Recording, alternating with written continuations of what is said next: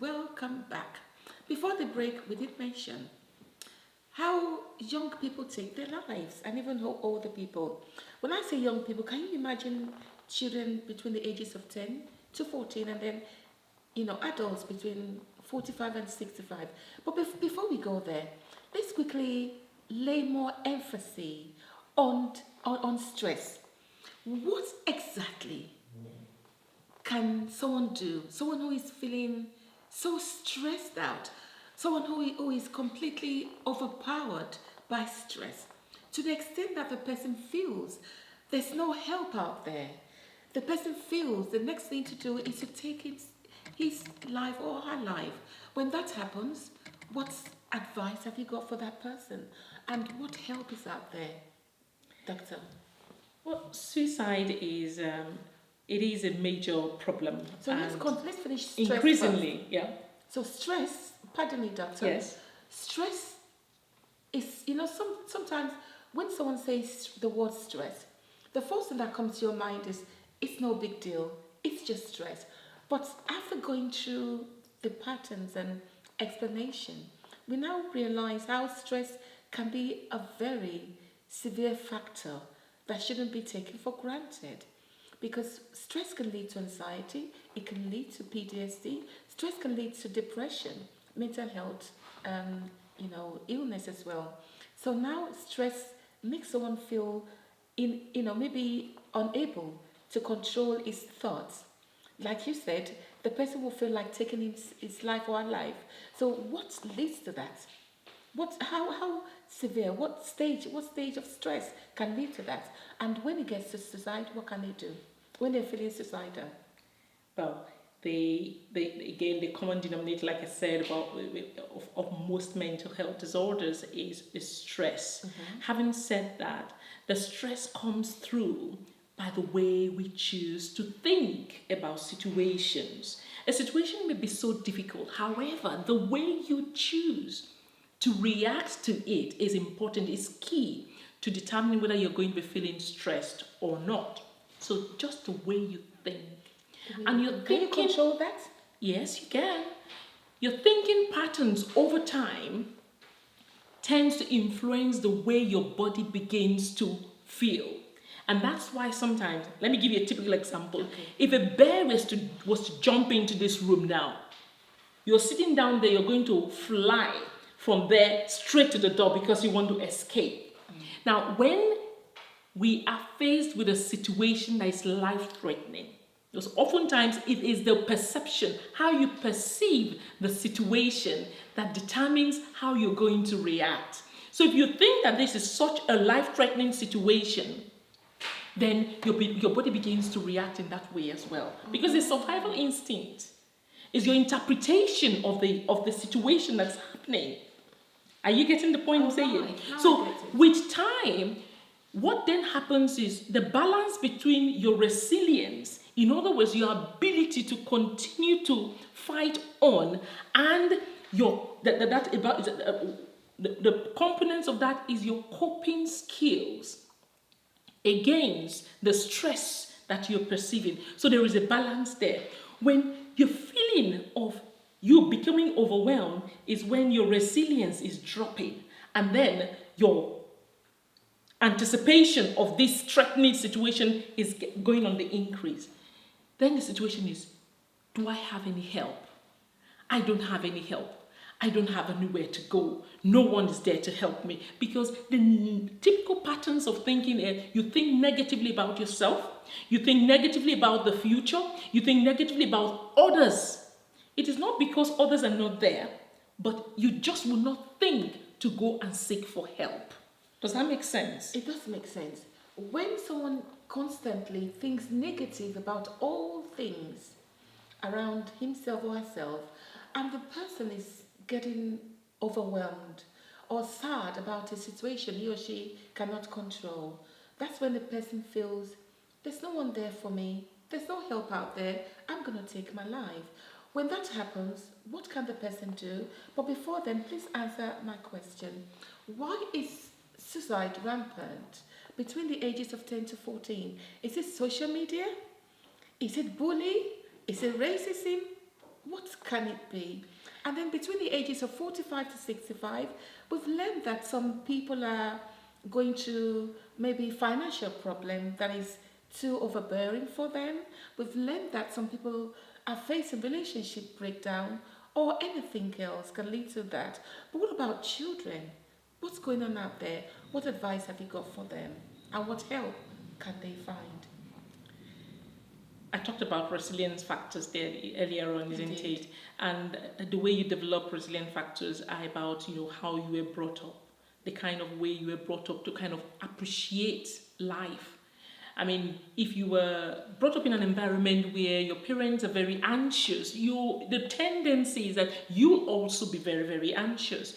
In other words, if you have very robust resilience factors, coping skills, then you're more likely to go through hurdles and hurdles of difficult situations and not be thinking of ending your own life. Okay. However, if you have huge deficits in terms of your ability to cope with situations, then those pockets of deficits become obvious when you're facing the real situations of life, because life will always happen.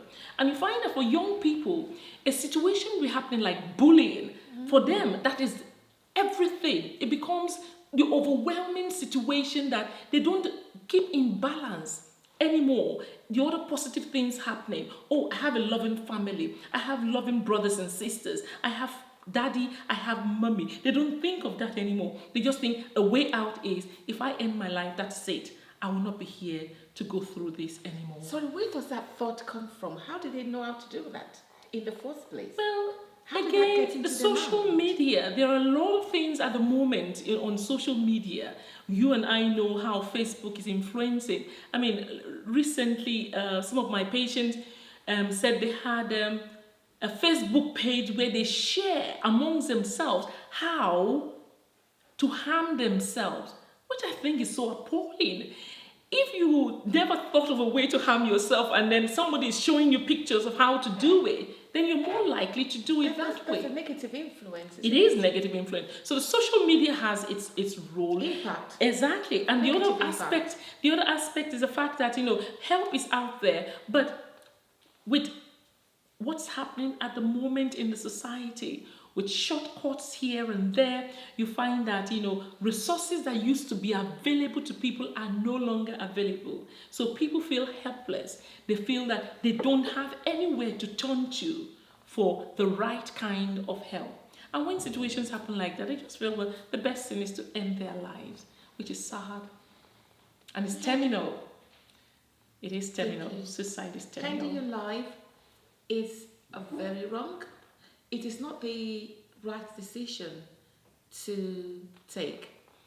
Whatever the situation is, try to speak to your parents as a child. Also try to seek professional help for your children and adults between the ages of 45, 65. Anyone at all who is feeling suicidal, please think twice. There are so many opportunities out there. It is not the end of the world. Tomorrow will be better. Don't ever give up. Now, parents, try to cope. Watch your children. Try to be there. Try to watch what they do. Try to support them. And also, when you feel your relationship is not working out, speak to a counselor, speak to a therapist, speak to your doctor, or speak to someone that can give the help you need. But don't take your life, please. There's so many beautiful things happening out there. And you know one thing? The most important thing is to be contented, because some people would like to even be in your shoes and they haven't got that opportunity. Is that right? Yeah. I mean, I always tell people who tell me they're thinking of suicide, I say, look, it may look or appear to be an easy way out. But think of putting yourself in the shoes of your loved ones. You're only shifting the pain of the loss to them forever. They will continue to feel that pain. And when I tell them, it makes them think, to say, you know what? I've never really thought of it that way. That if I ended my life, how that was going to impact on my mother, or how that was going to impact on my sister or my husband. Do you know? So it's a very It's sad to say, but it is a very narrow way to look at situations, to think of ending your life. But if you looked at it from other people's perspective, like your family, the pain they will have to go through all their life, it will make you think twice. There is help out there. There is, thank you. Doctor, what's the interconnection between mental health disorder and suicide? And after that, let's just go straight. Let's delve into someone without suicide, someone without mental health. Is there any possibility of committing suicide? Oh, yes. So let's quickly talk about the interconnection between mental health disorder and suicide. The simple way to put it is this way. If you don't have mental health problems, or you're not diagnosed with any mental health problem, you kind of feel that, well, taking your life, no one will actually, bother. But on the other hand, but because you have a mental health problem, it makes you more susceptible, more vulnerable. Research has shown that, up to 10% of patients who have schizophrenia, for example, will end up taking their life in their lifetime. 10% again of patients who have depression will end up taking their lives. Now, that is just what has been observed over time with these diagnostic entities. But having said that, mental health and suicide, they tend to go hand in hand. Okay.